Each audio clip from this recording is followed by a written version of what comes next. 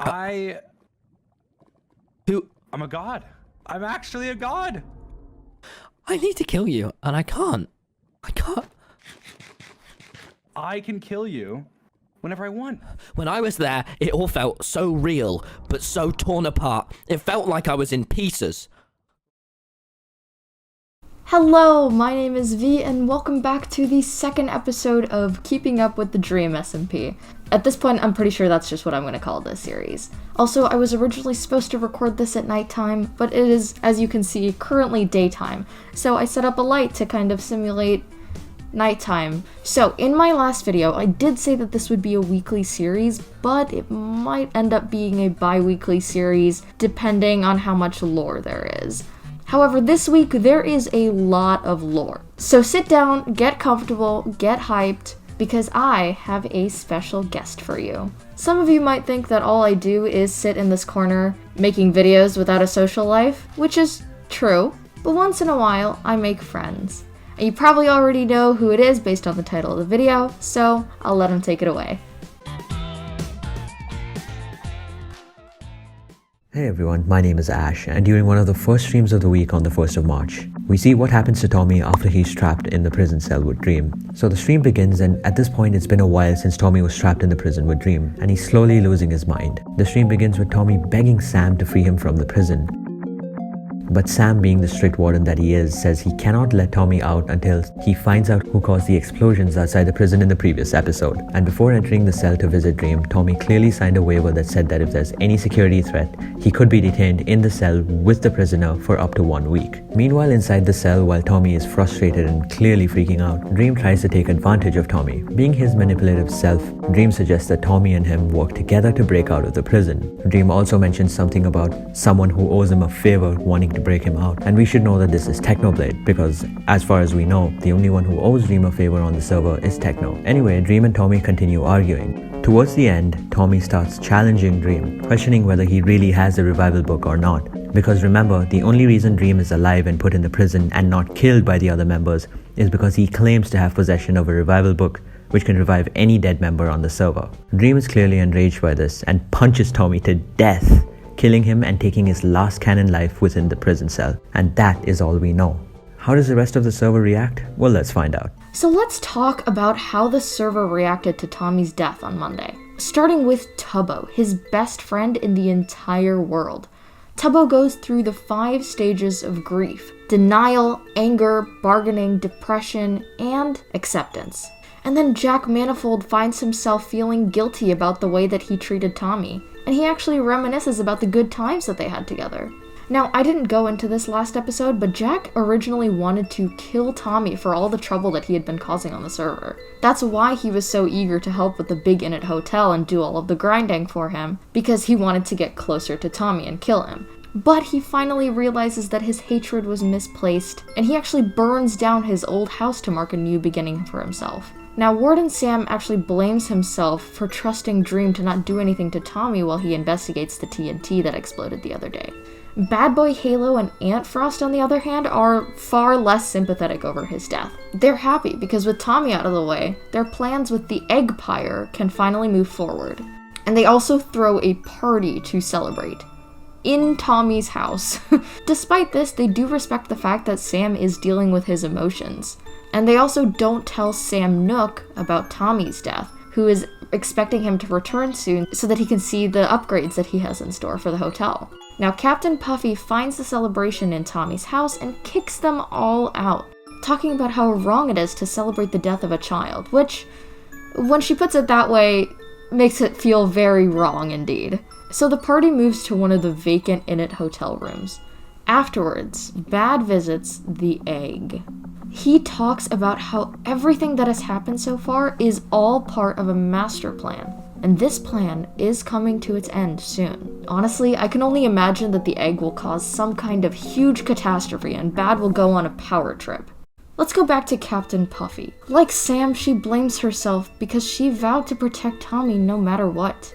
She gets angry at the people celebrating, calling them out for being disrespectful. She decides that she wants to destroy the egg's headquarters, which she actually starts doing. She also wants to make a shrine for Tommy and blow up the houses of the people involved with the egg pyre.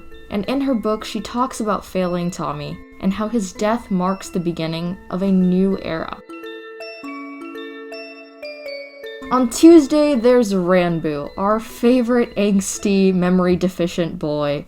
He believes that he should have been suffering in Tommy's place, and comes to a few revelations about the way that people have reacted to his death. People didn't like him because he saw things as they were, and wasn't afraid to speak his mind about it. And people don't like being told that their beliefs are wrong. He noticed that people only saw the negative parts of Tommy until he died.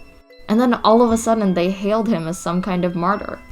He teams up with Sam, who wants to figure out who placed the TNT around the prison and kill them.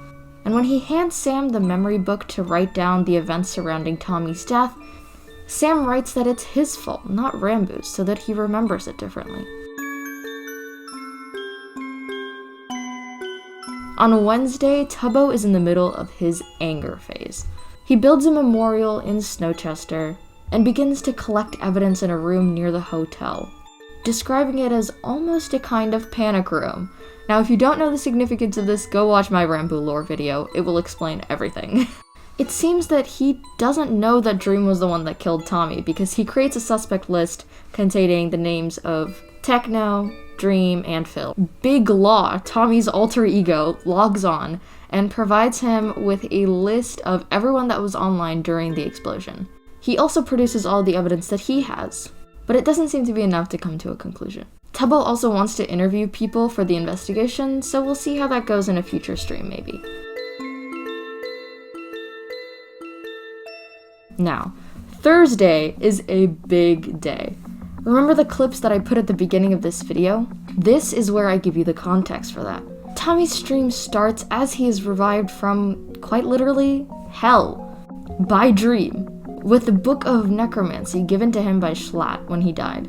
Now Tommy shows visible signs of trauma, as he is startled by the mining fatigue sound and is extremely sensitive to being pinched by Dream. When asked how being dead was, he describes it as being incredibly painful, like being torn apart and put back together a million times. In hell, the afterlife, or whatever the equivalent of it is for the Dream SMP, Tommy says that he saw Wilbur, Schlatt, and Mexican Dream.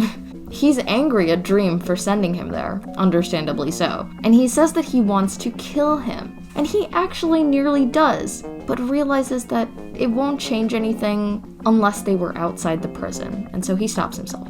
And for some reason, he's also very insistent that Wilbur should not be brought back. He states that Wilbur was once his friend, and he had thought about bringing him back, if given the opportunity. But after having spoken to him in the afterlife, he realizes that that would be a grave mistake. No pun intended. However, I think the real mistake was saying all of this out loud to Dream, who has fully realized how much power this places in his hands. Despite Tommy's pleas, he says that he'll bring back Wilbur to help him break out of the prison. He also undermines Tommy's pain, saying that it couldn't have been that bad because he was only in there for 2 days. However, time seems to work differently in the afterlife because, from Tommy's perspective, he had been in there for months. And so they're both still stuck in the prison. However, since Sam believes Tommy to be dead, he likely won't be checking in on Dream as much. This means that Tommy is going to have to spend more time in the cell, which I'm sure will take its toll, along with, going to hell and back. Tommy has already experienced canonical PTSD from the events of L'Manberg, but these recent events seem to have triggered it again. Either way, Tommy's character is sure to be permanently affected by these events. So let's take a break from all the Tommy stuff and talk about the brand new episode of the Tales from the SMP. For those of you who don't know, this is Carl's series where he covers a different story every single episode. All of the stories are canon and take place during a variety of time periods. Carl time travels to these different time periods and locations, featuring a cast of characters that resemble the Dream SMP members, but are actually very different. And so this episode was called The Haunted Mansion, and characters played by Carl, Connor, Bad, George, Dream, Schlatt, Puns, Ranboo, Techno, and Tubbo follow through 3 trials in Schlatt's mansion. But the important part of this is at the end of the episode. In between locations, Carl travels to a castle-like place called The In-Between. Aptly named, I know. And as he explores the castle, he reads books explaining the same things that the other episodes have gone over. The castle is a safe haven, there are lots of Carls running around, etc, etc. However, we are given a few hints that this castle might not be as safe as it portrays itself to be. Now this is one of those things that's best watched to be understood, so I'll leave a link to that portion of the VOD in the description probably. Foolish also streamed, talking about how the egg was a much bigger problem than he initially expected. He tells the egg that it won't be successful in the end, and that good will prevail. It laughs at him, saying that only time will tell. However, he isn't afraid of it and begins to think of allies that he could bring together to stop its growing power on the server. He is threatened by Ponk the very next day, who is heavily influenced by the egg. And Ponk says that Foolish has 5 days before his sand temple is destroyed in the name of the egg. And Foolish begins to prepare, showing that he is not afraid. He even says that he'll go to the extent of forming an army against it. And so that covers Friday. Now, since this episode is already chock full of lore, I've decided to cover the new Syndicate lore, which is what Techno stream yesterday was about, in the next episode. But for now, that is pretty much the end of the video. This video is probably actually going to come out a little later than I wanted it to because I was celebrating my birthday over the weekend, and I am currently working on a bit of a new setup. I am, as you can see, trying a few things. I'm going to work on making this space a little bit more of my own. I also have a new light, which you can see kind of, I just looked into it and blinded myself. Oh my god. I also have a new microphone, which the audio is gonna mess up when I pick it up like this, but thank you so much for over 500 subscribers. Like, that is actually insane. And if you're not subscribed already, click that button. I would really appreciate it, and like this video. I do spend a lot of time working hard on writing the script and editing the videos and all of those things for you guys, so I would super duper appreciate it if you could do all those things. And if you have any questions, you can leave it in the comments. I'll be happy to answer any of them. A big thank you to Ash for being a part of this video. Thank you so much for watching, and have a nice day.